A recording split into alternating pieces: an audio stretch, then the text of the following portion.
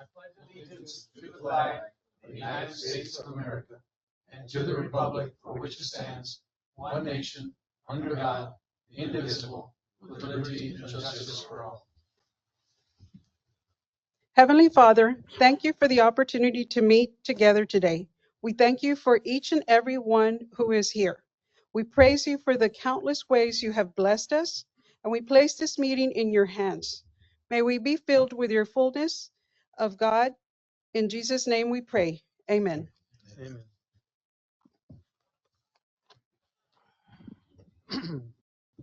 Again, it's good to see everyone. Good evening.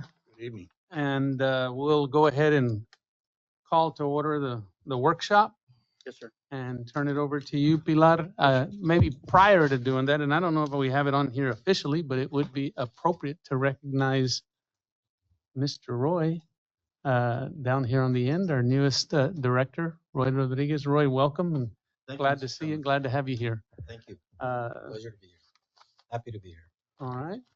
Roy brings a wealth of experience. I'm sure many of y'all, if not all of y'all, know Roy, and done a lot of work in our community, and we're looking forward to your input, Roy, and to have you join us here at the RMA. Thank you. All right, Pilar. Yes, sir. Chairman and directors, the first item on your workshop agenda is a presentation by Pathfinders Public Affairs on our legislative agenda for this legislative session. And so we've got Rene Ramirez here with Pathfinders to make a presentation.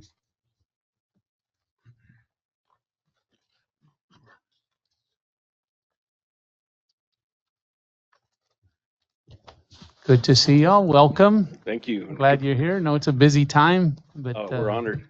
We're honored. very good. We passed out some general information for y'all to go ahead and poke through, but we'll get into the weeds with it. But the legislature basically took off straight out of the gate, especially with the governor declaring a lot of emergency items, which allows them the ability to go ahead and start passing legislation without the 60-day constitutional provision. So you already see bills already starting to cross chambers. Property tax relief, vouchers, bail reform, so forth, and there'll be plenty more that are coming over. When it comes to our subject matter, transportation, our RMA is very well positioned with the people that we have in these positions that make decisions when it comes to our funding and our legislation that we're going to advance. From the House, we have Armando Wale. He's from Houston. He chairs the committee that oversees TxDOT's funding. The Senate, Senator Chewy. He's the vice chair of the committee, and he's also on the Senate Committee on Transportation. So we'll continue to keep you and your team updated on things that are moving on the agenda that y'all adopted, and things that we may need, one of y'all or some of y'all to come up and either testify or make some rounds at the right time to go ahead and advance our agenda. What did I miss? Casi todo. No, not at all. So just as of yesterday, there are close to 5,000 bills that have been filed so far, both on the House and the Senate side. That doesn't mean that they'll all pass. I think there's about 6,000 still in the queue. So you're going to see record numbers filed this year. And I know that we're going to probably go and get to more in the weeds of some of these specific bills that we're looking at and some of the issues that we're facing, but it's going to be a very interesting session when it comes to a lot of the commerce that's going on, because everything that's going on in Washington, as y'all know. So we're continually on top of that and watching it to see how we can go ahead and advance our community, to go ahead and be best positioned to go ahead and continue to do the job and be the economic powerhouse that it is. Like, did I miss anything?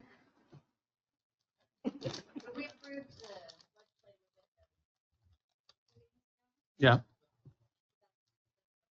And we already went to Austin after that. We met with Senator Nichols' office, got into the weeds with those bills that we're looking at, the issues, met with a lot of the other staff. We have bills that are already being drafted in council. When they come out, we'll go ahead and find the authors to go ahead and carry them in both chambers. And so we'll be keeping y'all apprised of how those things are moving forward. The communication stream, number one, thank you for being here. Yes, I know sir. you guys are very busy. The communication stream between you all and us is the monthly emails or the weekly emails. I do get a little bit of information. Is that on a monthly basis? Is that on a weekly It's basis? actually in real time. Okay. So as soon as we get notes from a hearing, as soon as a notice is posted, we send that over as soon as we can. As soon as committee, as soon as The committees were assigned in the House. You got that immediately, probably before the quorum report. So for example, the Senate Committee on Transportation, they haven't met yet. Okay. They will start, and they meet every week. Same thing in the House. The appropriators are already meeting. It's going to be a Senate Finance bill this session, so they're already, writer days on the 28th of this coming week. So they're going to kick the bill over to the House, and then the House will go through that process. We did provide you notes, I'm sorry, that the Texas Transportation Department went and testified before the Senate Finance Committee. So you have notes as well. They basically just give out what their priorities are, Correct. you know, and everybody needs money. Absolutely. Yes, sir. Yeah, we approved that, like you said, maybe 2 meetings ago, I think, and it's not a lengthy list, but maybe for the benefit, or Roy, are you up to speed or familiar? Did we go over that with him? Okay, yeah. So that's what we're working on. Basically the overweight corridor, Yes, sir. then trying to get the I guess DPS on this with the scales. the scales. Yes, sir. Certified. would be helpful. And then the third item being the Vehicle registration. the vehicle registration increase. Yes, sir. Okay. Yeah, we'll get into all those. We also look for opportunities. See something that, hey, you know what, this would be a good fit for this RMA. You know, we bounce it over to your team, and then, you know, tell us, does this look good? We need to massage it. We need to kill it. What are we doing here? So we always are mindful of making sure that we see stuff that y'all may not be able to see, and you know, ask for y'all's opinion how we need to address it.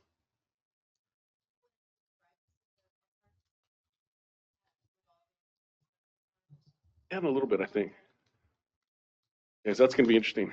Especially you probably know more about it than I do because you've been seeing it for many sessions already. She's from Austin.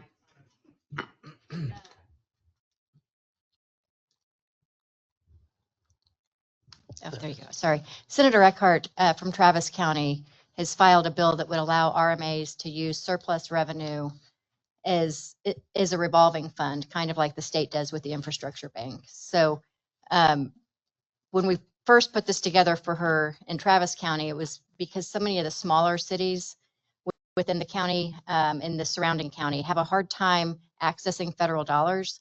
They come into the MPO, but if you don't have your 20% match in place, or you don't have a project already designed, you miss these windows. And when they come up, they're just, the money's there and there's a short time to allocate it.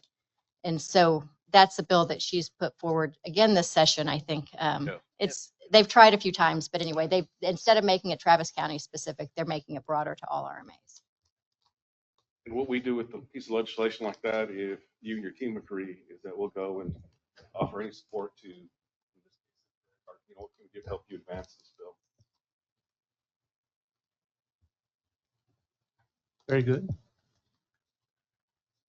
Do we have any questions or anything else that? What do you all think about the opportunity for the vehicle registration and us actually accomplishing that and That's the receiving challenge. it? Okay. Can we talk about that a little? What do you think? What are your thoughts? So the legislature, when we did these, it was, I don't remember the year, but it was some time ago. As a matter of fact, I worked for Hinojosa when we drafted the legislation, and then everybody wanted on it. Cameron County, Webb County, so forth. Simple process where they would go and petition the Commissioner's Court of that county, ask for them to adopt the vehicle registration fee. One vote, done. Now the legislature's moved to there needs to be a local election. To undo that is challenging because of the environment that we serve in right now. Yeah. For example, in the Senate, I don't see them passing any fee bills and or any increases in taxes. But they did the property tax reduction. Yeah. But what we do is that we always have, let's say, an amendment. Last session, we got a bill out of the House. Got to the Senate, it was DOA. So we look for opportunities. We jumped on the John Rainey bill, who was from College Station, and he allowed us to catch a ride, if you will. Right. Well, good luck. We'll be around, 'cause I think Thank she's you. going to pull us in to Yeah. go visit with you in a minute. Good deal. Okay. Thank you. Yes, Thank sir. you. Thank you all. Mhm. Okay, then moving on to the next item, Pilar.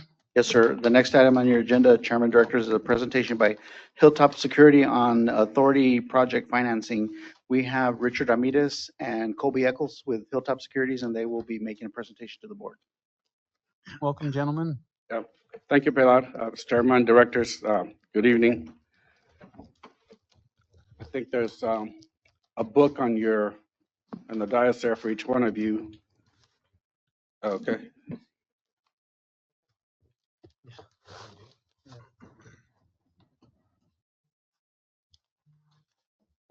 Okay, which was forward?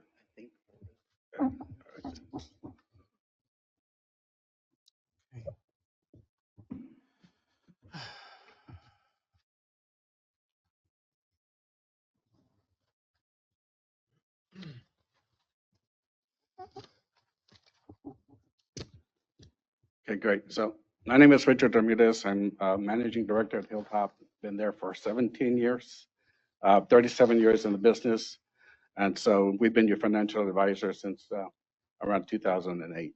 So happy to be here. This presentation we have tonight, some of it's really, really basic. Some of it gets into the weeds. I'm going to cover the highlights. If there's any questions that you have, happy to answer them now, but I'm also happy if you take the book home and there's some things you look at and you have questions, happy to have a one-on-one in person, email, phone, however you want to communicate, happy to answer all your questions. So I'm going to take you to page, this is we're going to talk about, basic municipal bonds, the professionals involved in the debt issuance, the debt outstanding for the RMA, and then talk about the covenants and the things that you're obligated to do with bondholders. So on page 3, so what is municipal bond? So municipal bond is a government debt obligation to repay bond owner or investors principal and interest due at maturity. And maturity can be, generally it's from 1 to 35 years along the whole curve. We issue debt throughout the curve. The bonds finance a variety of projects, utility systems, schools, roads and bridges, and pool loan programs. The most common bond is a general obligation bond. I'd say it's most common. It's the highest rated debt generally, and if you have different kind of debt, but the RMA cannot issue general obligation bonds. Those are pledged, supported by taxes, generally ad valorem taxes, property taxes. So the GOs, as we call them, general obligation bonds, and certificates of obligations, or COs, those are backed by taxes. Revenue bonds, just what it says, are backed by revenue. In our case, for the RMA, all the bonds, the pledge is revenue, the vehicle registration fees, or the total revenue that eventually we're going to have here sometime soon. And then you also have contract revenue bonds, which are also supported by revenue. So who issues bonds? I get in a little bit more detail. So toll roads, airports, pollution. I'm not going to go over all of these, but you can see the list down here. And so for Hidalgo, you got the city of Hidalgo, the county, city of McAllen, city of Pharr, and the city of Mission that are issuers of bonds.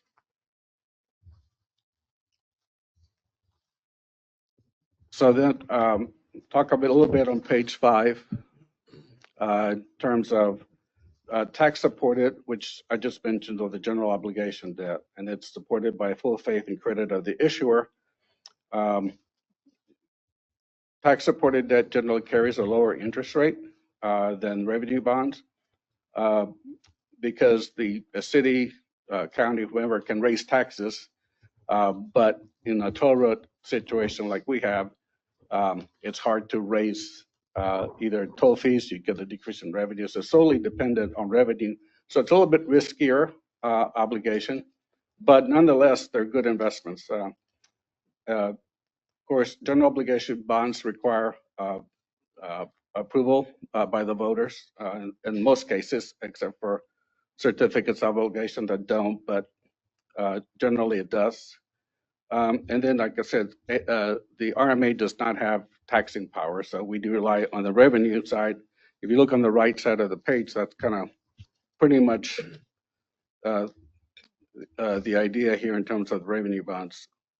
They carry a little higher interest rate, bond covenants, it's a longer issuing process, and then we rely on reports from the traffic and revenue consultant that I'll talk about in a minute, and we rely on the engineers to give us good estimates because we're financing debt based on what we think forecasted revenue is going to be in the future.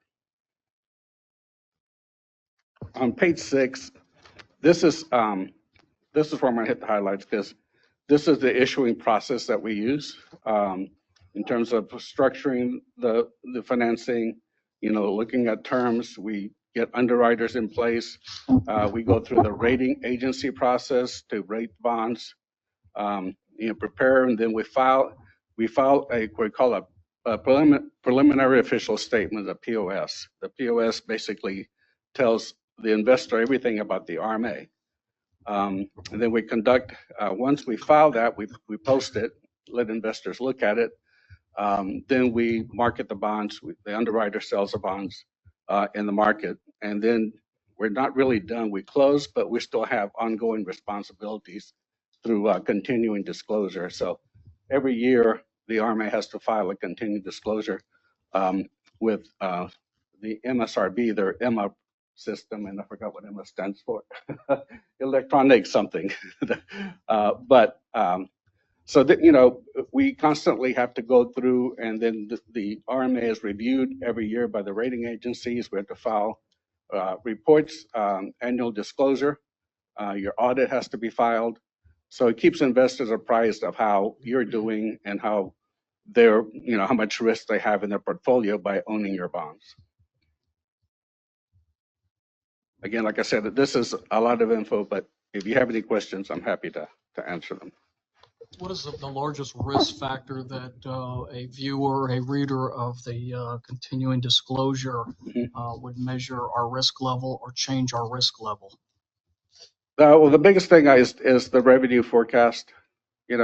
Because it's a green field, no history of tolling in Hidalgo County. You have bridges, but this is a toll road. So, investor has to look carefully that traffic and revenue report that's certified, and then they have to make an assessment of how much they really believe everything that's in there, or what the economy is a risk. Being along the border is somewhat of a risk. So there are all these factors, and I'll go through it in a minute. Talk about what the rating agencies look at. But one of the big evaluations is also the board and how willing you are to do what you need to do to either raise tolls or adjust or expenses, governance basically. So let's go to the next section. Just to tell you who is involved in this process. Obviously, we as financial advisors, we are, and I'm sure that Roy knows has been through this, so sorry it's a little basic for you. But we're fiduciary, we're an extension of your staff. A lot of these, the underwriters, some of these, all of these professionals do not necessarily have fiduciary duty like we do. So our duty is to do everything in your interest, and not the underwriters, not the investors. It's just totally representing you. So see the first box, so that would be us, financial advisors. You have a bond counsel. In this case, it's Bracewell is served as bond counsel, and they provide a legal opinion that says that the investors can rely on the bonds if they're tax exempt, which is important for an investor, among other things. But they help prepare the documents and so forth. Underwriters, obviously, they market the bonds. Underwriters have a duty to deal fairly. They don't have a fiduciary duty, but they do have a duty to be fair to you and be fair to the investors. Then you have they have underwriters counsel. They represent the attorneys that represent the underwriters. And I talked about bottom left, the TNR consultant. I think Axel is here that represents CNM. They're the TNR consultant for the RMA. And then you have the rating agencies that plays obviously a big part. We get the bonds rated before we put out the offering document. Then the general engineering consultant, and their role is to provide an estimate of what your operating expenses are going to be, fees, et cetera, that go into what the RMA has a net pledge. By a net pledge, we have revenues. Below revenues, and you have operating expenses and the G&A, all the expenses of the RMA. So the net revenue from that is what is the security for the bonds. So we have to be kind of accurate in what we think the expenses are going to be. And this is projecting 30 years down the road from the time we issue. And then you have the trustee who basically act as the intermediary between the RMA and the investors. Everything is filed and paid through. Money is paid through the trustee. They make all the payments of interest and principal. And make sure that we're following the indenture, which Toby will talk about in a minute. The next few pages I'm not going to go over because that's kind of what I just talked about.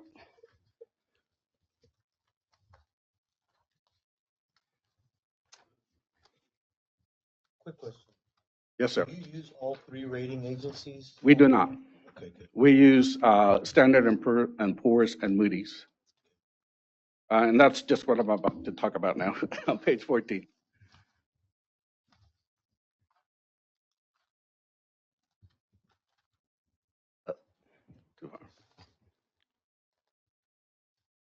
So these are generally, there's a few other smaller rating agencies, but primarily these are the ones that rate most of the bonds in the U.S.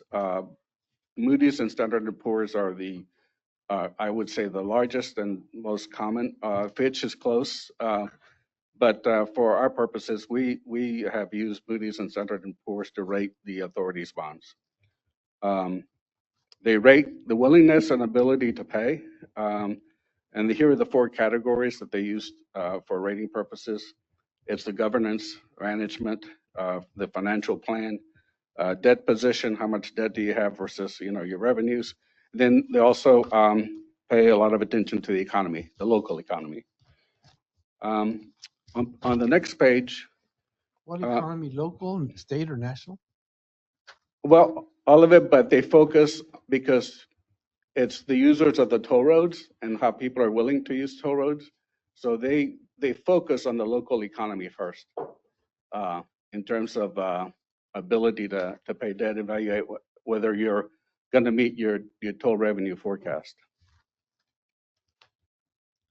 So these are the categories that the rating agencies use. They use Moody's and Fitch and S&P have the A, AA, AAA, and then Moody's uses the big A, little a's numbers. So they have different designations that they use for the ratings, but next they mean the same thing. For instance, the Baa2 that's in green for Moody's and the BBB for Fitch and S&P, in this case S&P. This is what your toll revenue bonds, 365 toll road is rated, the bonds for that. That's the senior. We have two different liens, a senior lien and a junior lien. And the junior lien are rated a notch below, as you can see, that's in blue. Now, we also have the VRF debt, and that's rated AA minus. We didn't designate it on here, but the VRF the pledge is based on vehicle registration fees, which have been around for a long time. The county, it's a very secure revenue stream. So the collections, and it's not an issue. So they have, I would say it's a better pledge, a better security. So the interest rate on that debt is lower than the toll revenue bonds. And that's why it's rated AA minus and AA3. Do you know why they don't use the same rating scale? I do not. They use just different designations, but for us in the business, we know what they are. Which ones are similar. But for us that are not in the business, we get confused, right? Yeah. Is there? Yes. Think that's why they do it? Even for some of us, it's confusing. Do this A, little two A's, and three big A's, do they correspond accordingly? Yes. Okay. Yes. There's, I think there's a few cities, city of San Antonio is rated AAA. By S&P, maybe not by Moody's. The state of Texas is AAA. Very few. The AA, most of the cities that have taxing authority, like City of McAllen, those are in the AA category. It's very strong credit. And then it goes down from there. But I don't want to, just because you're kind of at the bottom here, you're still investment grade, and it's still a very good, a good investment for somebody that wants a little bit more yield on what they're getting when they invest. But I also say that's a pretty safe investment. Up to which one? All of anything above that orange line, you see orange dotted line, Yes, sir. considered investment grade. Below that, you refer to as, well, some people say junk bonds or whatever, but it's not investment grade. So our bonds are rated BBB? The junior, yes, they're in the BBB category, which is typical of most toll roads. Everyone that we start, we represent HCRMA in Austin, we represent Northeast Texas, we represented a lot of startup toll roads, and they all kind of start out at BBB.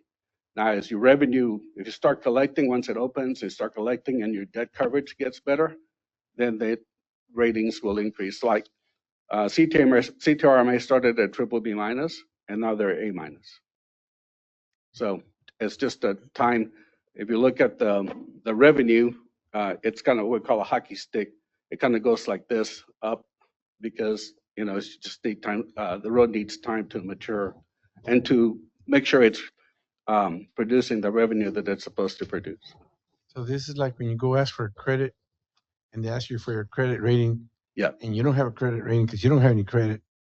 And we're just starting? Is that what you're saying? Well, no, you have a credit rating. This is your rating. But you But are this is the first one? Yes. The toll road. Yeah.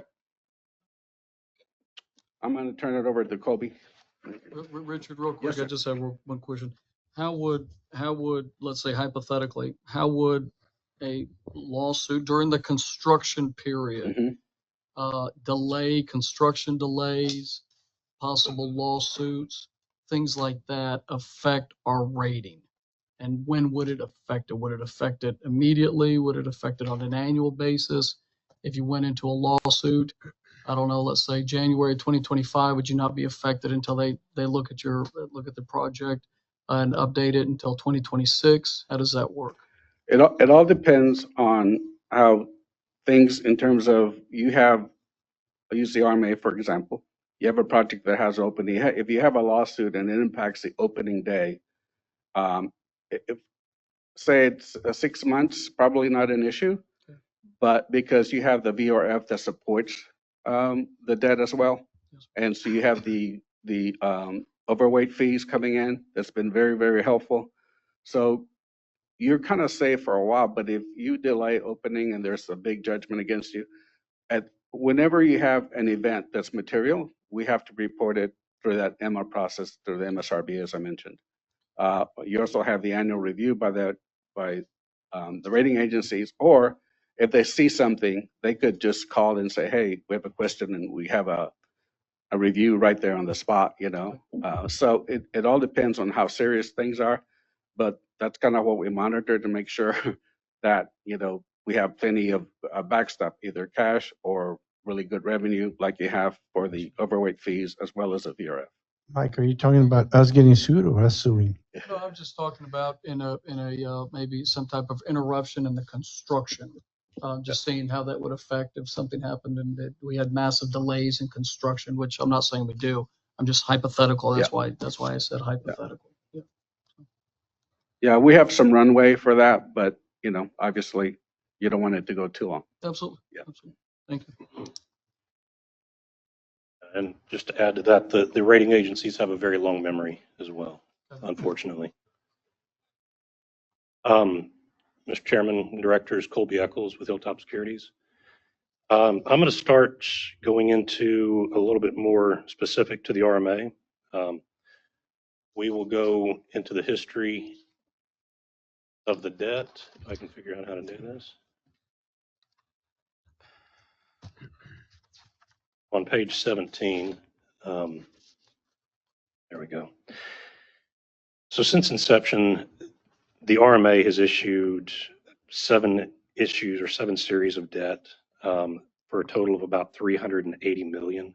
There's currently 4 series that are outstanding. 2 of those refunded. 2 of these, one of the old series refunded the line of credit. You can see that in the table down below. The series 2013s refunded the line of credit. The 13s were in turn refunded by the 2020 Bs, and then the 22 Bs refunded the 2016 bonds. The 20 As and 20 Bs are solely supported by your VRF revenues. The 22 As and Bs are supported both by VRF and toll revenues. And just to expand on this a little bit, this debt goes out to your final maturity on these is 2056. As you'll see, the 20 As has a final maturity of 2050, the Bs 43, and the 22 series are 56. Those have semi-annual payments. You pay interest every 7/1 and 1/1. You pay principal on those every 1/1. And we have the interest costs listed there. The amount of debt the district or the authority currently has outstanding is about $279 million. Once tolls start kicking in, then that's going to start coming down a little bit. The way we had to structure the 22 Bs, we structured around revenues. We'll get into that here in a second. Mhm. Oh, yeah. Yeah. As far as the interest cost, if you look at, so the 20 As and 20 Bs are the VRF. So those are the higher rated, the AA minus. So you have an interest cost of 304 and 256. This is also a little bit market dependent, very much market dependent.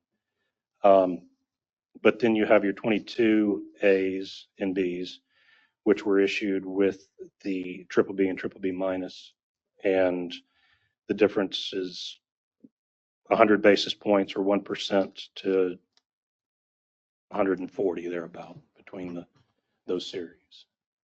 Are any of these callable? Yes, sir. They all have 10-year calls. Okay.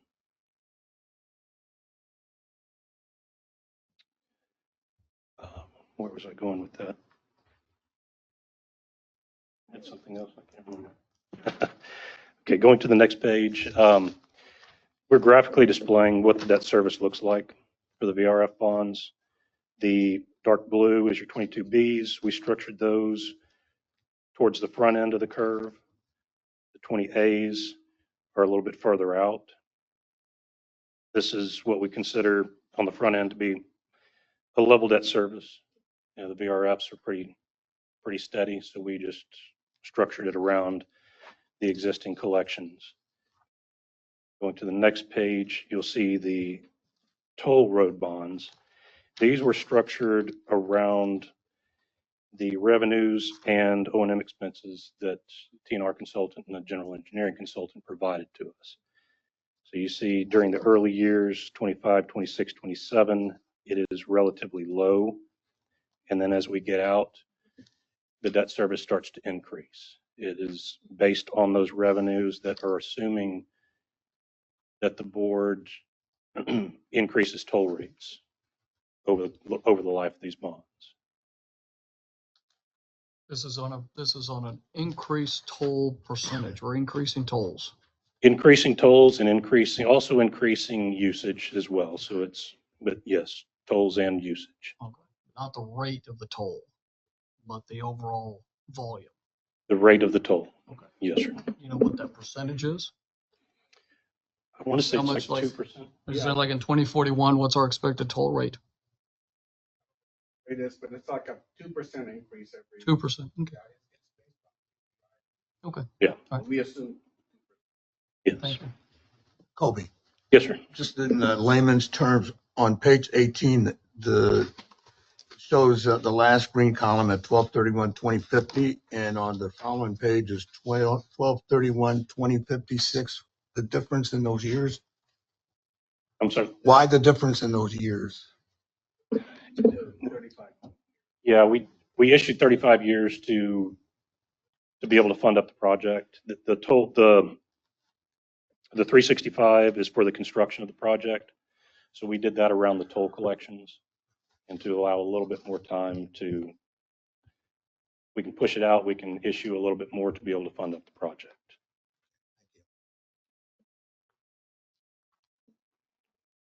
Slide 20 is the combined debt service.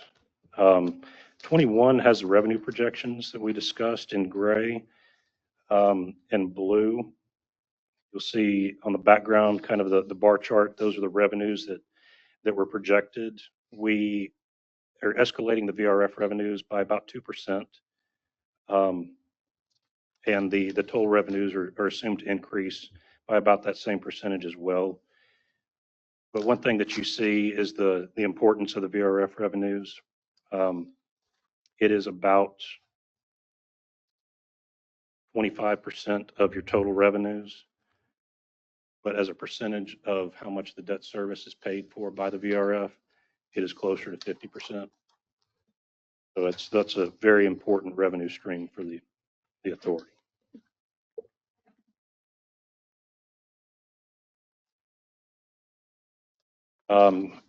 Slide 23, going into VRF, I think this is information that you guys are pretty well aware of since it's a legislative item, $10 per vehicle. VRF's grown by an average of about 3.8% per year.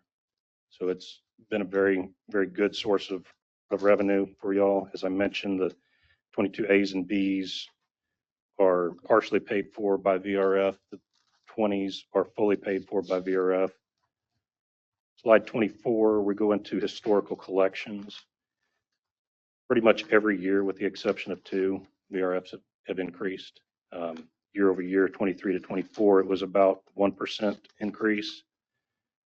Maria provided us January 25 revenues. They're not shown on here, but came in at about 729,000, which was about 21% increase over January last year. Not saying that we're expecting it to maintain that throughout the year, but it does vary month by month, but it's a great start.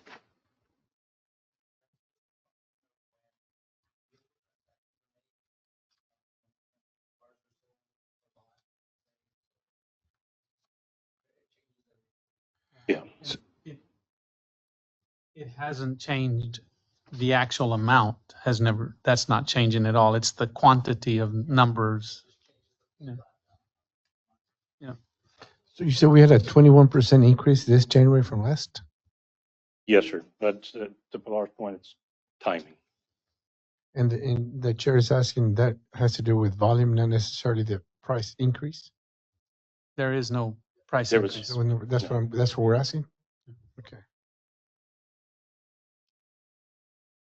Going into the system, HCRMA system includes segment 1 and 2, the BSIF connector.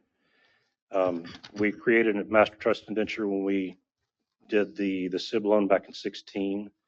It establishes the senior lien and junior lien, which you have debt outstanding. There are also 2 other liens, a subordinate lien and other obligations.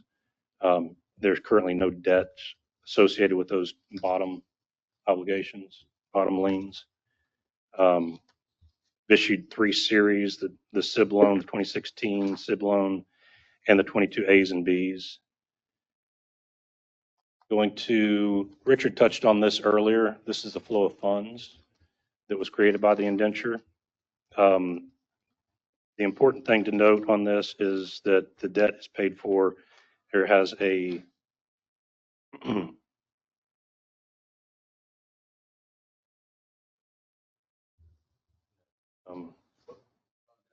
yeah, I'm sorry.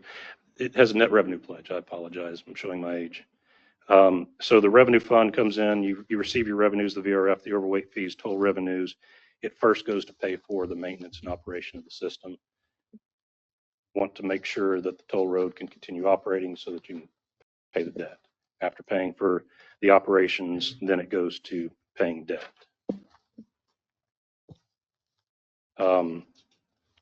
Bondholder security, these are the definitions that were provided within the indenture. The revenues any and all income coming into the system, expenses, maintenance expenses. Won't go through read those, but if you have any questions, happy to answer on those. The indenture also provided a rate covenant. This states for the bondholders that the authority will maintain at all times 1.25 times debt service coverage on the senior lien bonds and 1.2 times on the senior and junior combined.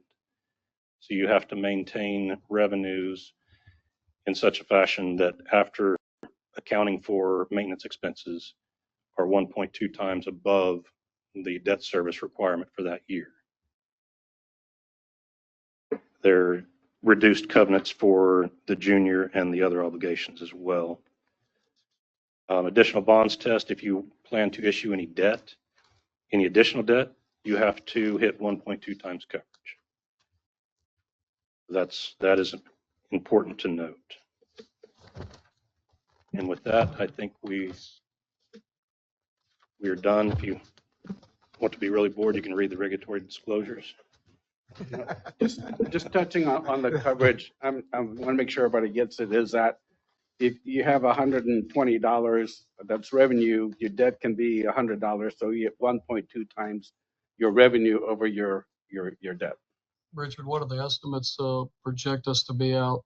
Like it's the first year. It's probably a very detailed question. I apologize for. We actually do have it, but I don't know what. Do you have I want to coverage? say the first year projection was like 1.3, somewhere around there, but it escalates. We'll take it. So Thank you. Any Other questions? Yeah, I am trying to, and I'm not sure that the question goes to the presentation necessarily, but in terms of those bondholders and what they invested in, what it was that we as an RMA sold to them, did we described what was the project that they were invested in? Was that down to specific segments, or was it down to segments and an overall picture of what we're trying to accomplish here? Can you speak to that? Maybe that's a Blakely question. I don't know, but go ahead. It was all of the above. It's a very descriptive document, and the traffic and revenue report outlines kind of what you're going to want to do in the future, but what we're financing today at that time. And bondholders are made aware of kind of everything that we're assuming that we're going to accomplish with this project. It talks about, detailed on the RMA itself, a little bit on the county.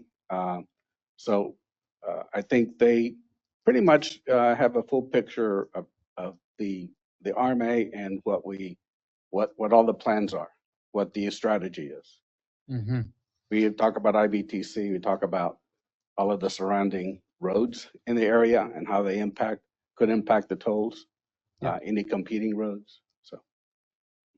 So to the extent that there's audits done and reports done to try to, where are we? What's the status? A change in what was said originally does have some implications. Yes. I mean, I would suspect. Yeah, I'm sure the rating agencies are waiting to hear how the project, we do monthly progress reports, or at least quarterly. I'm not sure we do monthly. The quarterly? The quarterly reports on construction. And so they look at them, they ask questions. And right now the project is a little bit late at this point. So, they care about that. But what we try to tell them is it may be late, but we're not going to have an issue paying the debt or doing anything at this point because of the revenue I mentioned before. Mm-hmm. But there is an expectation. They'll want to know everything that's going on with the project and when will it, if it's not going to open on time, when do you think it's going to open? Mm-hmm. And you got to have a plan, and you got to tell them what the plan is. Well, I would say, or at least from my perspective, and in terms of the presentation, it's appreciated. I know that some of this is maybe a rehash for some folks, but truly, the board and how long some of us have been involved up to and including brand new first day. I think this is great, and I appreciate having the presentation. And so, yeah, thankful for that. Thank And you. also your willingness to have an open door to any of us that Sure, may have any anytime. further questions. Absolutely. Okay. Thank you. All right. Thank you. Okay. Pilar? Chairman, you do have a quorum for the Okay, regular meeting. so, yeah, don't need to call a roll. We have a quorum, and so we are completed with the workshop. So can we go ahead and call to order the regular meeting? I'll do that. And the first order, we have a proclamation to go over, Pilar? Yes, sir. Proclamation for Director Gabriel Camel, who served from February 2023 to December 2024. So I'll read out a proclamation. Whereas Gabriel Camel was appointed by the Hidalgo County Commissioners Court to serve as a director for the Hidalgo County Regional Mobility Authority in February of 2023. And whereas for his tenure, Director Camel has faithfully served the authority through the construction of the 365 Tollway, the planning of the International Bridge Trade Corridor, and the partnership with the Cameron County Regional Mobility Authority for the development of FM 1925. And whereas Director Camel's interest in economic development for the Rio Grande Valley began with his upbringing in Mexico City, business education at UNAM University in Mexico City, and postgraduate degree in business strategies at Universidad Anáhuac, and in finance at the Marketing Exchange Institute. And whereas Director Camel worked in the banking industry for 14 years before becoming an entrepreneur, and whereas for the past 17 years, Director Camel has created businesses in the Valley specializing in telecommunications, real estate development, and construction. And whereas in recognition of his development expertise, in 2018, the City of McAllen appointed Director Camel to the Planning and Zoning Commission, where he currently serves as the Vice Chairman. And whereas the Valley has greatly benefited from Director Camel's leadership and commitment to investing in and growing the local economy, and for his service on the Hidalgo County Regional Mobility Authority Board of Directors. Now, therefore, we, the members of the Hidalgo County Regional Mobility Authority Board of Directors, do hereby extend our heartfelt congratulations and gratitude to Gabriel Camel and express our appreciation for his service and dedication to the Hidalgo County Regional Mobility Authority and to the citizens of Hidalgo County. Passed and approved this 25th day of February 2025. Robert L. Lozano, Chairman, Ezequiel Reina Jr., Vice Chairman, Juan Carlos del Ángel, Secretary Treasurer, Sergio Sainz, Director, Francisco Frank Pardo, Director, and Michael J. Williamson, Director. Okay, very good. We're grateful to Director Camel's service as a director here at the RMA. So thank you for that, and we'll ensure that that gets to him. Any public comment? No, sir, we do not have any public comment. Okay, then that'll move us on to item number 1, Chairman's Report. Letter A, Western Hidalgo County Loop System Development.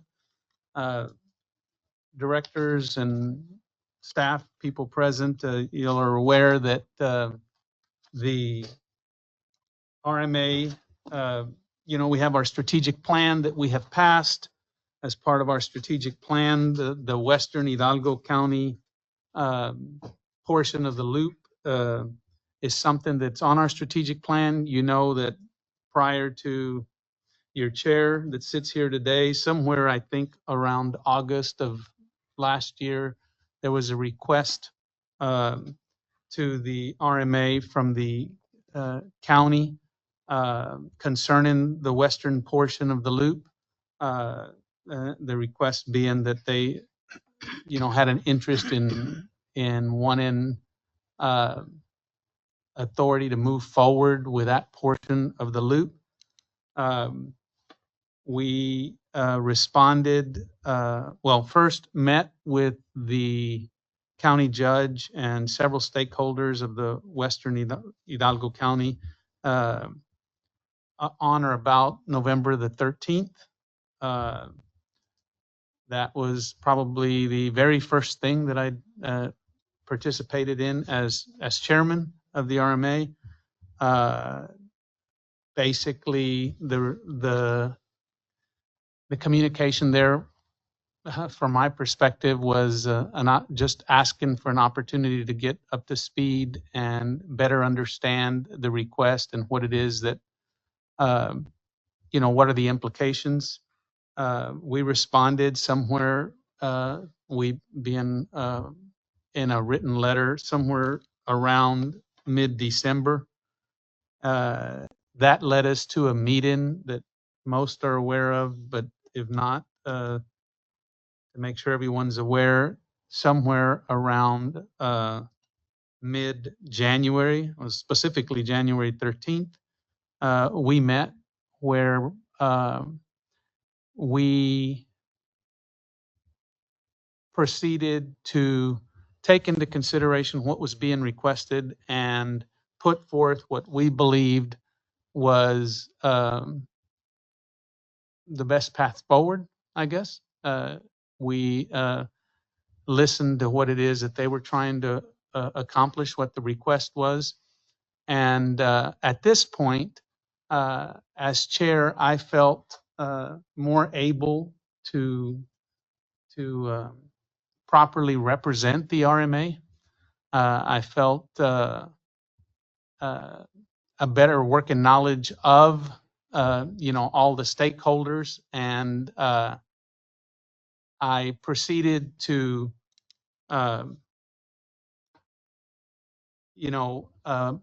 point out that from my perspective, I believed that the creation by the county and the commission of the RMA to accomplish the certain, really primarily the loop, that was, in the way I saw it, a very good thing that the county has, the RMA. It had some history getting up to where we were that day, but based on where we were that day and what the request was, as we understood it, and what I believed, or we believed, was the best path forward, we had a proposal for them that we felt really pretty good about. We came away from that meeting and waited for a response. And that led us to basically where we are today, where it's our understanding that they have proceeded to request of the MPO to exercise authority over that portion of the loop. I'm making an effort to just bring everyone up to speed and make sure we all are aware of where we're at today.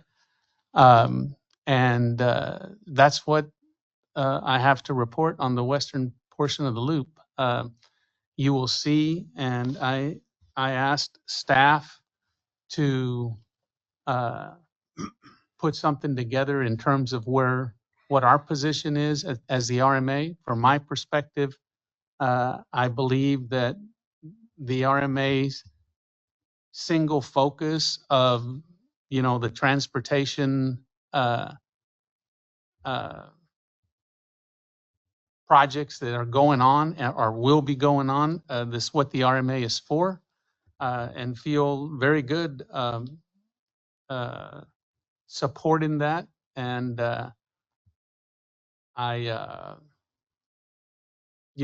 hopeful that everyone has a good understanding of where we're at today, and that's the way that we feel collectively. But basically, on the chairman's report, that's where we're at on the Western Hidalgo County Loop and the developments that have transpired.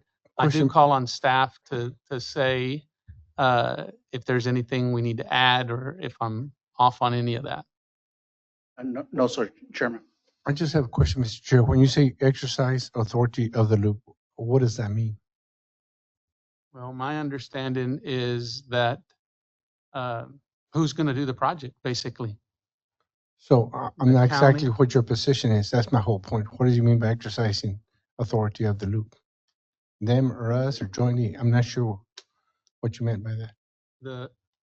I believe that the RMA has a plan in place. It's part of the strategic plan. We're best suited to go forward to continue the plan that's in place right now to complete the project that we have right now and proceed forth with whatever the next project's going to be. And we have it on our strategic plan, given their willingness to participate with funding.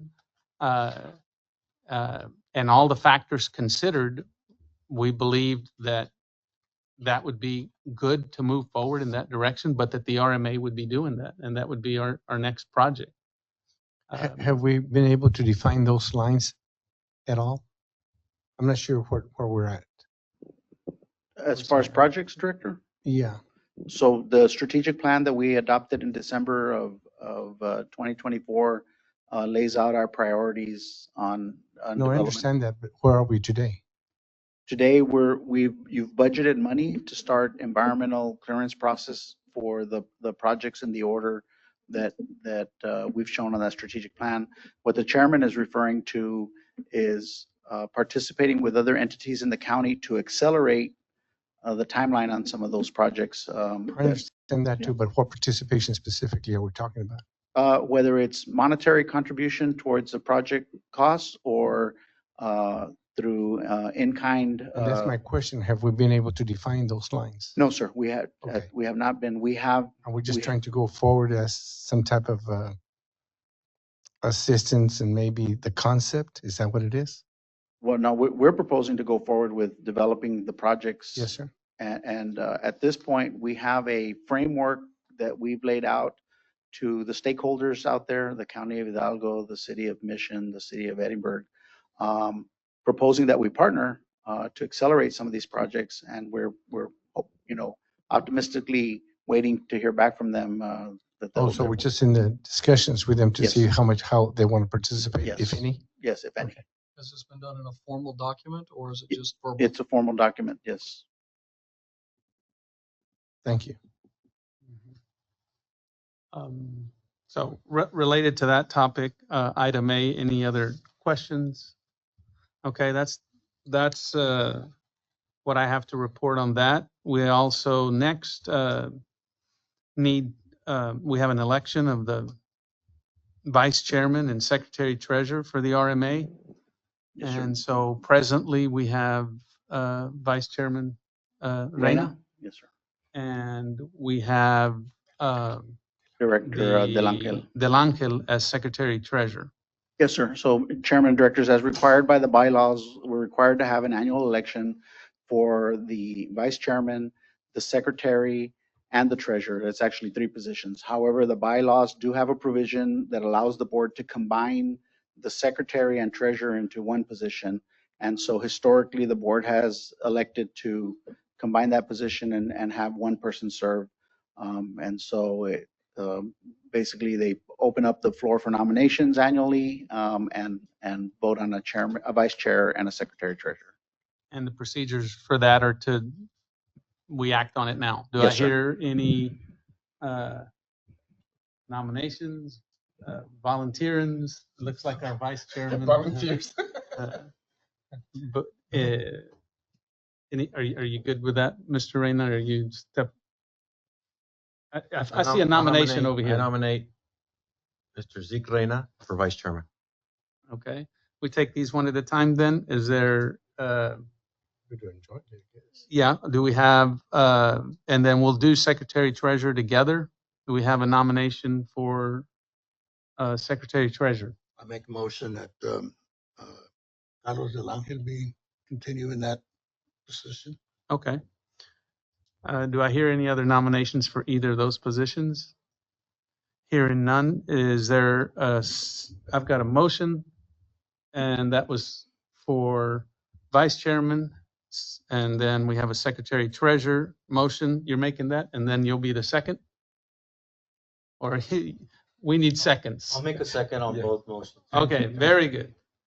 All right, then all those in favor, with the vice chairman being Mr. Zeke Reina and the secretary treasurer being Carlos del Angel, vote aye. Aye. Opposed, same sign. Okay, staff, we have taken care of that. Yes, sir.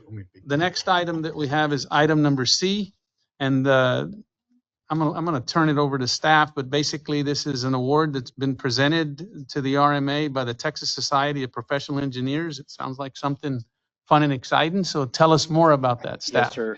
Chairman and directors, on February 21st, which was last Friday, the Texas Society of Professional Engineers Rio Grande Valley chapter awarded the authority Public Entity of the Year award.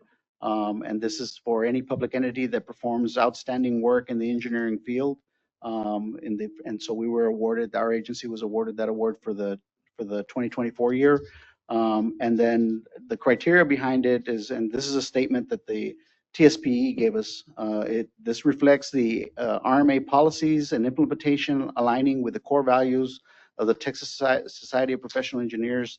These values emphasize the importance of professional development, ethical conduct, and public awareness of engineering responsibilities and the accomplishments to advance the engineering profession and to protect the public health, safety, and welfare.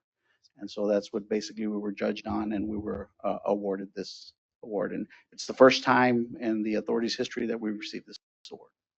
Congratulations, Pilar. Wonderful. Congratulations to the staff, to each one of them. Thank you. I think that speaks a little bit to what I have been able to be a witness to during the short time that I've sat here, but enough to see that we've got some really good work going on by some very dedicated people. Continue the good job. Thank you. That concludes the chairman's report. Item number 2, staff reports. Chairman and directors, Ruben Alfaro will give you a quick report on program management activities for the 365 Tollway project, and Ramon Navarro will give you a quick report on construction activity for the 365 Tollway project. Mr. Rubin. Good afternoon, Chairman, board members, Ruben Alfaro for the record. So I'll give you a little bit of a report on the development side of the RMA. I'm going to start with the overweight permit summary. Then I'm going to go over the outreach updates and where we've been with the RMA story and what we've been doing. And then some applications that we submitted to the MPO for funding. So first of all, as you know, we have our 16 roads. We're staying there with the 16 roads for the overweight oversized corridor. The numbers for January 1st to January 31st of 2025, we collected a total amount of 5,795 permits for a total of $1,186,096. Of that, $27,096 were convenience fees for a total permit fee of $1,159,000. Of that, 971,532 went to TxDOT for the on-system roads. 13,618 went to the local for off-system roads, and the RMA received $156,465. So comparing our latest 3 years, as you can see on January, we reduced the amount based on previous years, or the previous year, not previous years. Comparing to 2024, we issued a little bit less than 500 permits, less than the year previous, but we're still much higher than the year before, which was 2023. This is just basically starting the year. We'll see how this line interacts with the previous years. For the total permits for the year, again, it's the same numbers, 5,795. We're just counting January, so we have the same amount collected and the same amount going to the RMA. And then the accumulated from 2014, January 1st to January 31st of 2025, we have issued 394,618 permits for a total amount collected of $69,420,656. Of that, the RMA has received a total of $9,047,646 over the years. Excuse Covering, me, Ruben, yes, sir. can we speak to the little bit of the drop there? Do we have anything specific in terms that we can point to?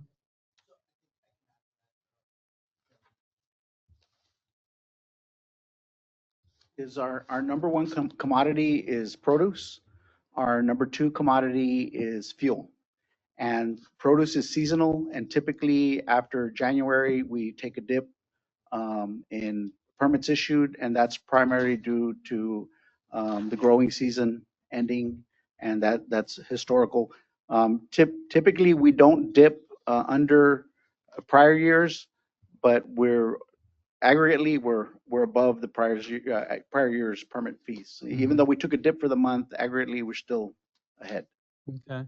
Yeah. Well, I was just curious. I know that some of us has seen or heard about, there maybe being more patrolling, if you will, on the overweight corridors, oversized corridor, and I just wondered if that's having an effect or an impact. Do we think that it's, No, or is so- it less use totally? So the produce comes primarily from the interior of Mexico, and they're typically compliant with the requirements as far as overweight permits. So there was just less produce shipped Got it. during the month of January compared to the prior year. Okay. All right. Go ahead, Ruben. Going over the outreach updates, we had a City of Pharr Partners in Development presentation where we talked to engineers and development staff for the city about the RMA's work and about how to obtain permits from us once 365 is operational, the requirements that we have set up and all that good stuff. That was on January 24th of 2025. Then on January 27th of 2025, we had a City of McAllen City Commission workshop where Mr. Pilar Rodriguez, Ramon Navarro, and myself went out to present our updates to the City of McAllen. After that, on January 28th of 2025, we had South Texas Manufacturing Association presentation, again, giving the updates on the strategic plan, the newly adopted strategic plan, and updates on 365 toll. The status of construction and the percentages of completion and all of that. And then on January 30th to 31st of 2025, Mr. Ramon Navarro and myself went to the RGB International Rail Conference where we gave a short presentation about 365 updates and our strategic plan and how we can cooperate with them to incorporate rail on our strategic plan and our toll roads. So that's basically all I have for outreach updates. I'd like to just jump in real quick. Number one, I want to appreciate the staff for your outreach. We know, and you're going to hear me say that repeatedly, I think, reaching out to our stakeholders and what it is that we're doing, that's very critical. So thank you all for that. And in addition to that, I think a few of us participated with a transportation forum, and I appreciate that we also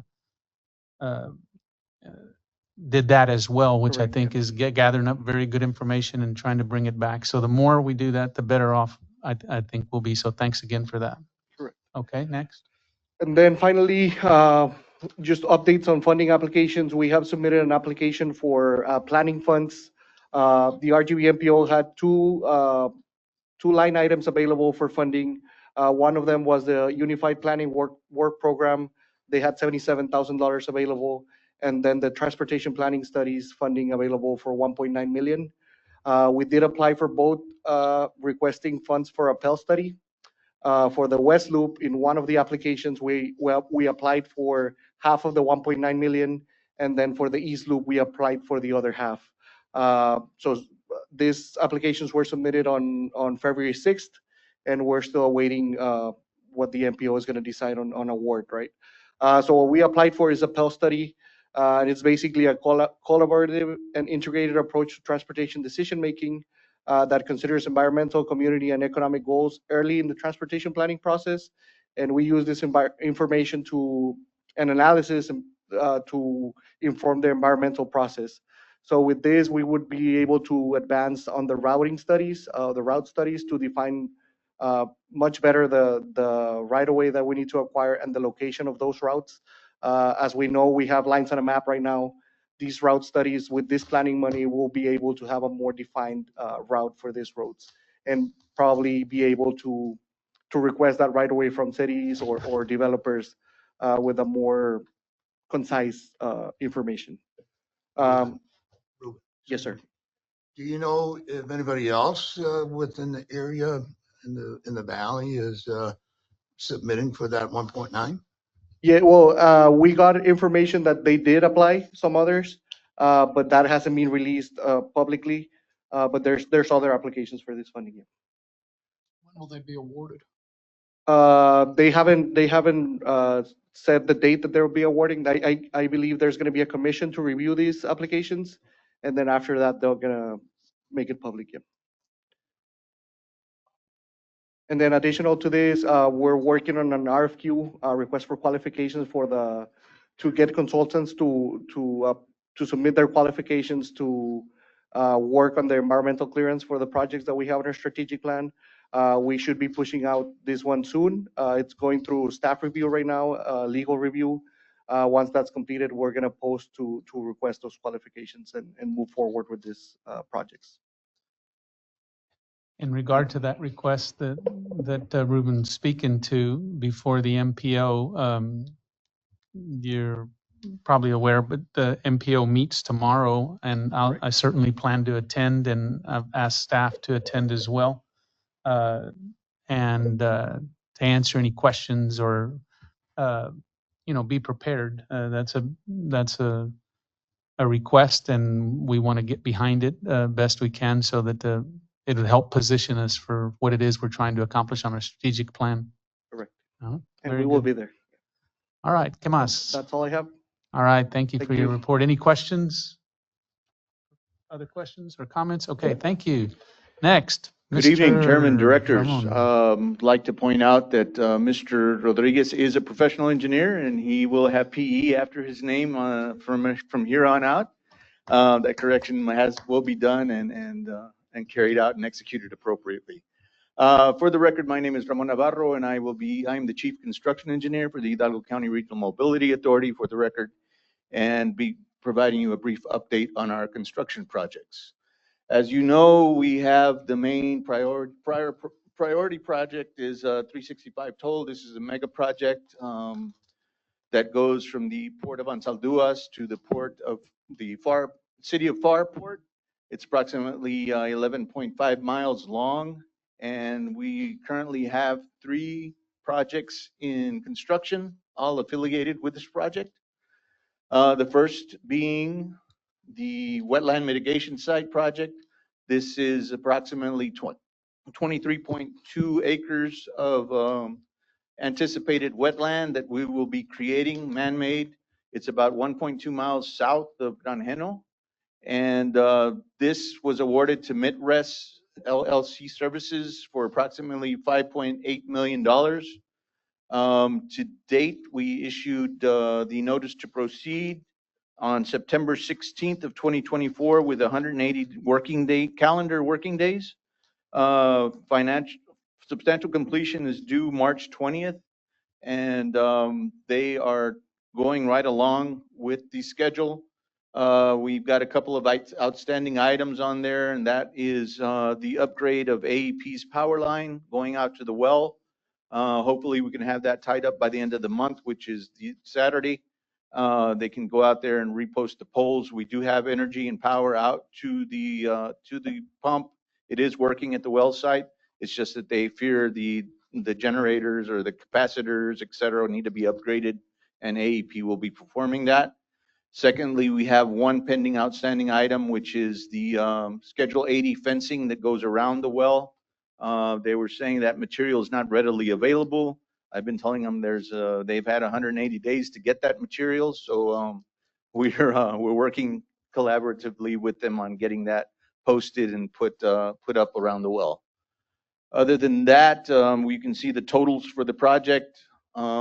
We're approximately 68% complete and looking forward to a timely wrap up on March 20th. Hopefully, the next time at this meeting, I'll be reporting completion. We continue to cultivate the soils. The hard freeze we had last week kept us from going out and placement of the seedlings, et cetera. That's moving forward this week, and we look to a timely, I guess you could say, embedment of seeds and native plants out on the site, and functionality of the well, and flooding this and having this turned over to the Valley Land Fund, for which is our trustee on the project, and turning it over to them here by the month's end. Continuing on with the 365 tollway, we have the toll integration project. This is where we're putting in the all the bells and whistles, the alarms, cameras, sensors, et cetera, for the toll to be able to be electronically collected. This is currently being conducted by CISE or SICE Construction. They are a little behind progress at 13.6% complete. This is dependent upon the prime contractor, which is Pullis. And we've been hopping around, as you all know, on the different locations to be able to construct what we can. And we have March 2nd set up for the initial gantry location. Hopefully we can get power out there. We have a commitment from AEP for the March 1st to be able to erect the first gantry location, establish the cameras, and do the factory administration training, and make sure everything is functioning properly on that one, or on the first location, prior to moving on to the next sites. And if there's any adjustments or amendments that need to be made to the equipment, we'll be able to conduct that prior to installing them at the rest of the sites, and functionality is all in accordance to the plan. Where will the first functional, where will that be? That'll be at Glasscock, right adjacent, approximately maybe a quarter of a mile east of the Ansalduas Bridge, right there at the Glasscock going into Granjeno, Glasscock Road or Glasscock Avenue. That be the first site of our first gantry location. You have the off ramp that goes to the port, and the toll gantry goes right east of there. So hopefully we'll be able to have that erected and have that in place and start the functionality of setting those up throughout the project as the CRCP and the paving lends itself to doing that.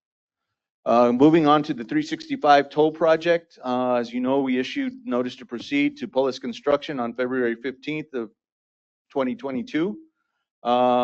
The time charges commenced on March 17th of 2022. We issued it out at 1,264 calendar days. And overall, we'll have a summary here with the time after we go through the initial presentation here. And as you heard Mr. Robert present to us, that we are lacking of some time on that, or lagging behind slightly. We look forward to being able to collaboratively work to have this in place before the end of the year. But we've issued 15 change orders on the project to date. There's a summary in your packet summarizing each of the change orders, and we'll be happy to entertain questions and concerns individually on a one-on-one basis if necessary for the sake of time. But initially on value engineering change proposal 5, we saved approximately $38 million, and we're still $29 million in the favor of the RMA on that. So we're still in the red, or in the not in the red, in the black. The numbers in the red because of the fact that it's a deduction of the contract when you see in your charts there. Like I said, 15 change orders. We've received 235 RFIs or requests for information. We've verified and gone through 231 submittals. We continue our CMT testing on levees, drill shafts, roadway, the MSC back walls, the irrigation structures, bridges, etc. We have the environmental justices, which is the SW3P requirements and the archaeological sites. We have the embankment going up at each of the overpasses for the exception of Jackson and 281 on the east side. We have all the substructures in place. And we continue with the underground work and working in collaboratively with our irrigation districts. We still are pending about 14 sites on the irrigation structures, but we are working with them on the scheduling and the release of those items. Irrigation District number 3 at the McAllen Main Canal, you'll see we commenced the 60-inch bypass at this location.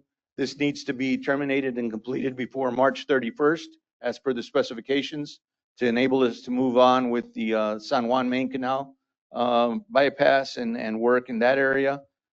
This will be subject to a possible cost savings. We're entertaining the possibility of eliminating the bypass and going straight into the 72-inch structure.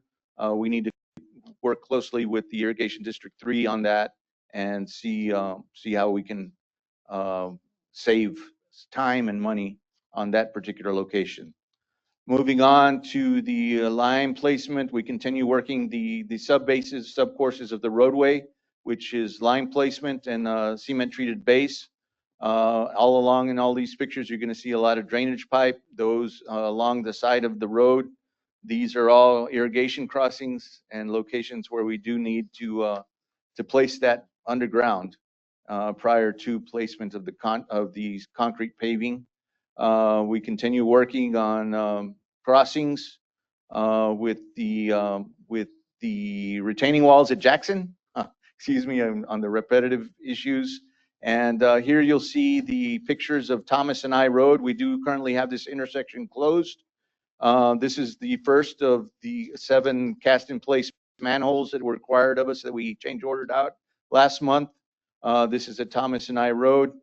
And you can see it's a pretty busy intersection. We've got columns and footings getting erected in place. We're driving 90 to 65-foot piles into the ground. And in doing that, we did encounter an unknown utility.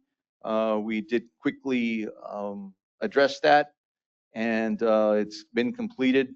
We anxiously await the movement of a discovered water line that was out there, a 2-inch water line feeding the lone residents on the east side of the project. And we look forward to closing that out next week and moving forth with the pilings and the irrigation structures. Again, substructures at Dicker, Highline, Anaya have been completed, and we continue with the embankment operations in those areas. Again, we've got a multitude of pipes and that need to be installed and placed into the ground, dependent upon scheduling and availability of those irrigation structures. That concludes my report. And we do have the summary of the payouts. We have paid approximately, that text is a little small and I apologize for that, but we have paid out to date $155,376,811 to a tune of 58.28%. We come before the board with a estimate this month for approximately $5.7 million. And that would kick us up to 60% complete. And summarizing the overall visual of the project and the status, that would kick us to 60% production and 85% of the time used. It's a delta, 15% delta that we've maintained throughout the majority of the project. We anticipate a 100-day extension of requests for time. They have not been receptive to providing us a recovery schedule. We look forward to issuance of various memos and directives here by the end of the week. And by next month, we hope to have a recovery schedule, and we can look at this in a more realistic manner, I guess you could say. We would have a timeline and a true date that the contractor would be committed to in finalizing the project. With that being said, I wrap up the report and open up to questions and concerns. Thank you, Ramon. Any questions? You said we're on we're gonna be up to 60% of payment schedule 60%, yes, sir. after this meeting? After this pay app, yes, sir. And what is the completion rate? The completion date No, is rate. How much have they actually completed in the job performance? 60%. 60%. 60%. Yeah, so, But with the MOH, yeah, 60%. We won't get into that. and we get to collect the toll on what day? January 1st, 2026. All right. Well, very good. If I, any other questions? You sure on that? Very appreciative, Ramon. Thank you very much. I Thank mean, you. obviously, this is, I don't think we stop frequently enough. And of course, it's one of these things, if it's out of sight, it's out of mind. We don't go by it every day, but I was very happy and I reported here to have had the boots on the ground tour with Ramon and get a good look. But this is what we do, economic development. And people say, well, we're building roads. Well, we're really creating just wonderful opportunities for our community. And so this is exciting, and keep up the good work. Looking forward to it. If anyone is heading south this evening, avoid 10th Street. We do have that closed right now. We're doing a bridge slab, currently pouring a bridge slab, and that'll be closed till 3 a.m. tomorrow morning. So try and Very avoid good. that. Go down 23rd or McCall. Thank you. Thank you for your report. Thank you. Ramon. Okay. Moving on, then next item, Pilar. Chairman, Directors, next item is your consent agenda. All matters listed under the consent agenda are considered to be routine by the governing body and will be enacted by one motion. There will be no separate discussion of these items. However, if discussion is desired, that item or items will be removed from the consent agenda and will be considered separately. Do I hear a motion? So moved by Zeke. Got a motion and a second. All those in favor, vote aye. Aye. Opposed, same sign. Okay, thank you. Next item. Regular agenda item number 4A.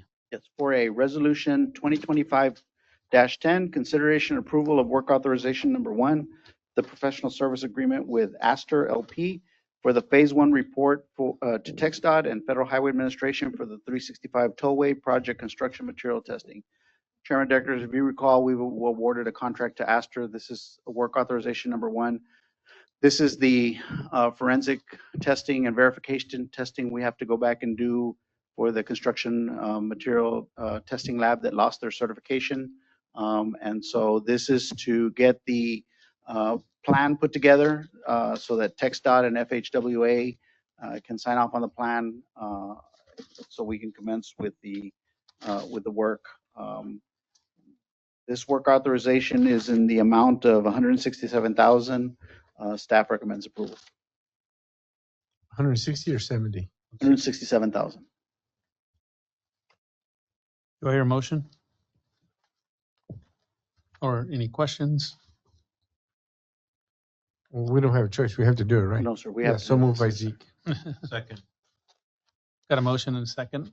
All those in favor, vote aye. Aye. Opposed, same sign. And just to give you an idea of what we think we're going to have to spend to do this forensic and verification testing is somewhere between $1.5 million to $3 million that we're going to have to go back is what we're estimating. Just for the study? No, to go back and retest everything that the prior lab tested. Go back and verify all their testing. Just to go back to what they've already done? Yes, sir. How much? About $1.5 million to maybe as high as $3 million. Why so much a discrepancy between $500,000 to 3.9? Well, at $1.5 million, we're proposing to go do representative sampling. So if we did, let's just say we did 100 drill shafts, we're going and proposing, let's sample 30 of the 100 and verify it that way. That's at the $1.5 million side of the spectrum. If TxDOT and FHWA tell us, no, we want you to go test every single one, then we're closer to the 3 million. And to date, we have not been instructed. Well, that's what this work authorization for is, so we can submit the plan, which we're proposing to do representative sampling and not go test every single structure or every single slab. and that's for them to accept our plan. This is for work already done, right? Yes, sir. Yes, sir. This work is in the ground. The work's in the ground and we're needing to verify the testing. Verify the testing. And then just depends on what the study reflects. We may have to redo some of the work. Yes, sir. Which is just gonna be additional cost. Yes, sir. But we don't believe that to be the case, and that's why we're trying to prove to TxDOT and Federal Highway Administration that the work that was performed is solid, but we have to do it with a credentialed lab and credentialed staff. Should we discuss this later, Blakely? I mean, is this something that we should be discussing right now on open session? Okay. Okay, thank you. Mhm. Okay. That, next item. Did we take a vote? Make a motion to Yes. approve as presented. I thought we took, okay, yes, Yes, we need sir. a motion. Motion Make a motion, yes, sir, to approve as presented. and then Second? a second. Got a motion and a second. All those in favor, vote aye. Aye. Opposed, same sign. Okay, next. Item 4B, Resolution 2025-12, consideration approval of work authorization number 17 to the professional service agreement with C&M Associates to provide a sketch level toll revenue study for Section A, Section C, E, and F of the Hidalgo County Regional Mobility Authority Strategic Plan. So Chairman, Directors, if you recall, again, we've adopted our strategic plan in December of 2024. The board approved at the same meeting, the board approved our budget, our operating and capital budget for the 2025 fiscal year. In it, we've included monies to start development work on those sections that are noted. And as part of our due diligence, we'll start with a sketch level traffic and revenue study. And that's, a sketch level is a very high level traffic and revenue study where they'll go through and we'll look at the toll viability of each segment and see if toll is see how much revenue, see how much traffic it'll generate, and then we'll back it into a financial plan to see if it's financeable. And then the board at that point can make a decision if they want to continue down the path of toll or pursue a non-toll project. But this is typically step one. We've negotiated a work authorization in the amount of $98,018 to perform this sketch level traffic and revenue study, which really just gives you an order of magnitude of the traffic and order of magnitude of the revenues that would be generated. So, And what property is this exactly? Where is this located? so this is all the segments that we adopted in our strategic plan, Section A West, Section C, Section E, and Section F. And so we would be performing sketch level TNR on all of them to look at what type of traffic would be generated or the volumes of traffic that would be generated and the type of or the amount of revenue that would be generated in a toll scenario. Staff is recommending approval. This This is, is the same, I'm sorry, go ahead, sir. oh, I was just, this is C&M, that's Axel, right? That's Axel Harmon. Okay, Yes. so Yeah, if you got any questions as yeah, far as that's how what- the study is performed? there you go. I was going to get to that. Do yeah. you want to speak to that just briefly? Give us a Kind of couple of process, comments on, it'd be interesting for us to know. Welcome. This is Axel Herman, yes? Exactly. Yeah, my name is Axel Herman. I'm representing C&M Associates, and we have done the investment grade study for financing 365 toll road. So we have been working with HCRMA for quite some time. Doing traffic and revenue studies in different levels. So basically we do in our business we do three different types of traffic and revenue study. The lowest level or the lowest level of feasibility that we are doing is a sketch level study. There we basically access the revenue and the transactions on a relatively simple level to see, okay, what is the feasibility of these studies going forward. And then we do a level 2 study where we actually use a travel demand model or other tools to basically have a better performed or more statistically significant forecast for the traffic and for the traffic and revenue on this project. And finally, what we did for 365 toll is an investment grade study where you can basically go with the study and pursue bonds on the market. And basically the sketch level, that is exactly what you want to do right now, to basically see, okay, what is the feasibility for each of the project, what is the revenue you might get, to basically see, okay, compared to the cost of each of these projects, to basically see, okay, which one you should look first to pursue it, or to basically rank the projects in their priority. Is a sketch level a level 1? Or is it? Exactly. Okay. That's so level 1, level 2, level 3 would be the investment grade study.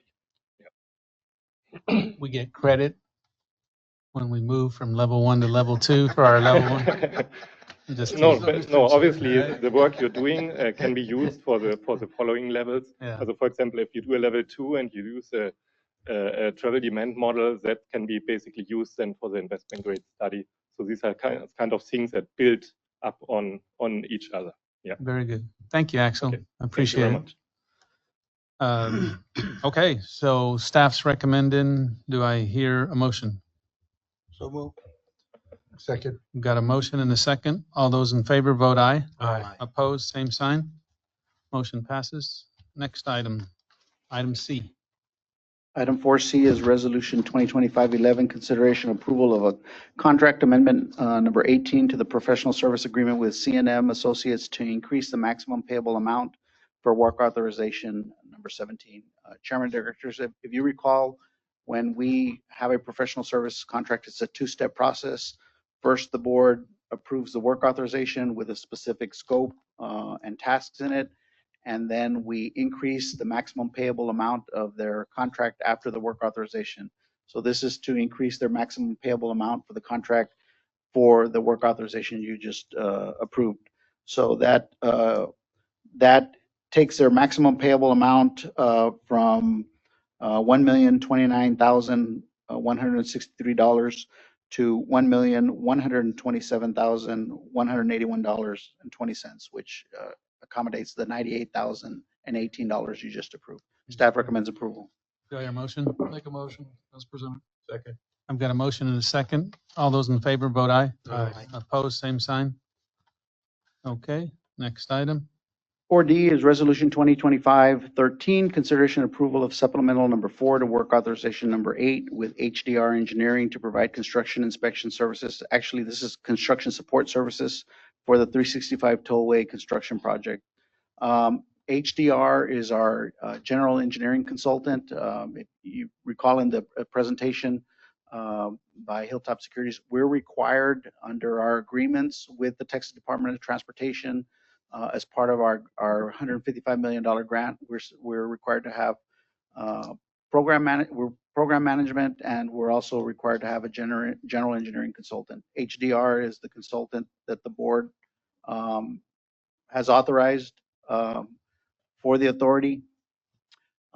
They are also providing construction support as part of the 365 Tollway construction, so they assist someone with review of submittals, shop drawings, requests for information. They help us sort through conflicts we have with design requirements, etc. We have been taking their work authorization on a 6-month basis since we started construction. We're going 6 months at a time because we recognize that as construction goes, the effort increases, but as we start to get towards the tail end of construction, the effort can decrease. And so rather than try to estimate that over the life of the project for 3 years, we've been taking it at 6 months at a time so we can better gauge the effort. So this is the next 6 months. that takes us from January through June of this year. And so we've negotiated that one. That actually supplemental to the original work authorization in the amount of $447,385.83. And this basically gets us access to HDR's multiple staff members under HDR's umbrella to provide us support, structural, pavement, tolling, what else? Just pretty much everything that we're working on so they can assist us with that. If you recall, the last work authorization that was approved, supplemental number 3, we had to include inspection services because we lost our inspectors. If you recall, we lost half of our inspection staff at the time. And so we had to have them cover inspection. But Ramon has been able to staff back up with in-house inspectors. So we have not included inspection services in this supplemental. So it's strictly construction support services. So staff is recommending approval of supplemental number 4 to work authorization number 8 in the amount of $447,385.83. Elad, I have a quick question. Yes, What is the oversight? And I'm just putting these two together here. What is the oversight of HDR Engineering Incorporated to, let's say, for example, Astor and the company that we're having to possibly, that's when we have to pay more money to. So Yes, sir. So they don't really have oversight on Astor. We have another firm, Ramon, Atlas, Atlas. So we have construction material testing, what's called, the acronym is COOP. And then we have what's called independent assurance. And so that's the engineer that oversees the engineers that are doing the construction material testing. ATSR will be performing construction material verification testing, but Atlas is our independent assurance contractor, so they'll be looking over their shoulder to make sure they're complying with the requirements. And then how does HDR fit into all this? HDR usually reviews the results, looks at the results if it's related to design requirement, concrete strength, pavement structural section to see if they're meeting the design requirements. They may look at the actual results of the testing. All right. Any other questions? Thank you. Do I hear a motion? So move. Second. Got a motion and a second. All those in favor vote aye. Aye. Opposed, same sign. Motion carries. Item Next. 4E, Resolution 2025-14, consideration and approval of contract amendment number 12 to the professional service agreement with HDR Engineering to increase the maximum payable amount for supplemental 4 to work authorization number 8. This is to increase the maximum payable amount from $6,500,809.66 to $6,948,195.49, with the difference being the $447,385 you just approved. Staff recommends approval. Do I hear a motion? Again, so moved by Zeke. Second. I've got a motion and a second. All those in favor vote aye. Aye. Opposed, same sign. Motion carries. Next Yes. item. Item 4F is Resolution 2025-15, consideration approval of Resolution 2025-15, acknowledging the authority's 2025 through 2029 strategic plan, including maintaining primacy over the Hidalgo County Loop, initiating pre-development activities over the 365 Tollway Segments 4, Section A West, Section C, Section E, and Section F, and working with the Texas Department of Transportation and the Rio Grande Valley Metropolitan Planning Organization, along with other local stakeholders, to establish funding plans using available revenue sources for pre-development design and the construction of the remaining projects to complete the Hidalgo County Loop.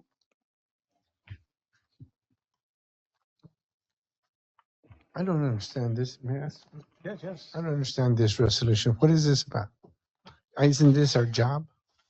Yeah, Yes, sir. So what are we doing? Acknowledging our own job? yeah, to Yes, sir. some degree. And why would we want to do that? I asked for this. I understand that, but why? I mean, what is it? This is what we're supposed to be doing. So why are we doing a resolution to acknowledge what we're doing? Or what we're actually dedicated ourselves to do as an authority? So the short answer, Director, is there's going to be an item before the MPO tomorrow on their agenda where the county of Hidalgo is asking to become the project sponsor for Section A and Section C. And so this is our resolution where we're asserting basically our authority to develop those projects. I don't understand that. Please forgive me. The county is going to go before the MPO. Yes, sir. And ask that they become the project sponsor for sections that we already have in our strategic plan. And what allows the county the authority to go and be project sponsors? So Do at they this, have the authority to do that? we're not sure they do, Director. There's really no precedent for it. And so I think it's a question that we may want to talk in executive session about. Yeah. Yeah. Do we do it now or in executive session? Should we table it and come back and talk about it? Okay. Move for table? We're good to table? Second. Second, motion and second. All those in favor vote aye. Aye. Opposed, same sign. Item table. Next item. Yes, sir. So let me just grab the agenda, Chairman, real quick. Recommend that you entertain a motion to enter into executive session under item 6A, consultation with attorney on legal issues pertaining to the advanced project development of the 365 Tollway, Segment 4, Section A West, and Section C of the Hidalgo County Loop System, under Section 551.071 of the Texas Government Code. Section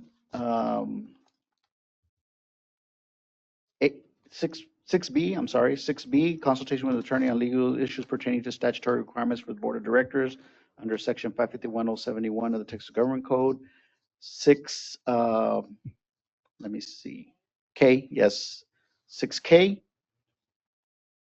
You know what, my agenda doesn't have the, Consultation with attorney on legal issues pertaining to permit and overweight corridors. Section 551.071. yeah, and Section 6L, consultation with the attorney on legal issues pertaining to rulemaking guidance for board appointments, Section 551.071 Texas Government. Recommend you entertain a motion to enter. Oh, and I'm sorry, item 6F, which is resolution 2025-15. Do I hear a motion? Second. We've got a motion and a second. All those in favor vote aye. Opposed, same sign. We'll go into executive session, please. Okay, back from executive session. Staff, Pilar, next item, anything else? I need a, yeah. Chairman, Yeah. I'll make a motion to remove the item from the table. Second. We've got a motion and a second. All those in favor vote aye. Aye. Opposed, same sign. just for clarifications, item 4F. Item, yes, thank you. That's why I was asking staff. All right. What else? Chairman, directors, we have no further business for the board's consideration. I'm hearing a motion to adjourn. Me. I've got a motion and a second. All those in favor vote aye. Aye. Opposed, same sign. Thank you very much.